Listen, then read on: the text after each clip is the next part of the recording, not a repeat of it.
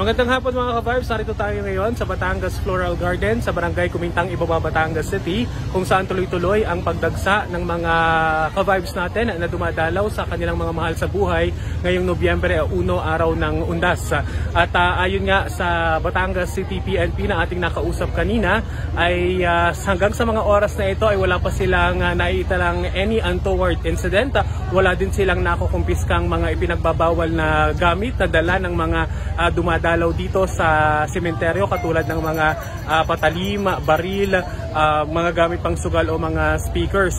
At nakausap din natin ang ating mga ka-vibes mula naman sa Philippine Red Cross, at ayon sa kanila ay wala din silang masyadong naitalang insidente ng pagkahilo. Meron lamang dalawang ka-vibes tayo na nagpa-check ng blood pressure dahil nakaramdam sila ng pagkahilo, ngunit hanggang doon lamang.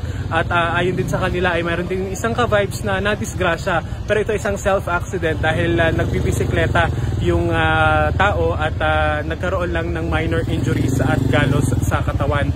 Sa kabuuan ay mapayapa at tuloy-tuloy ang paggunita ng araw ng Undas ng mga ka-vibes natin dito sa Batangas City. Sa lagay naman ng trapiko ay medyo challenge mga ka-vibes ang parking dito sa loob ng sementeryo, at hindi na nga nagpapapasok ng mga sasakyan dito mismo sa loob ng sementeryo. Kaya naman yung ating mga ka-vibes, ang ginagawa nila ay nagbababa na lamang sila dito sa loob, at pagkatapos ay inaabisuhan na rin na ilabas ang sasakyan dahil wala na ring mapaparkingan. Wala rin namang pinagbabawal o wala rin tayong nakikitang any untoward incident sa kasalukuyan, at naka-assiste pa rin ang mga miyembro ng Batangas PNP, TDRO at DSS para sa mas maayos at mas papayapang daloy ng tao dito sa loob ng Batangas Floral Garden. DJ Joey Boy po nag-uulat para sa GB 99.9, Your Good Vibes.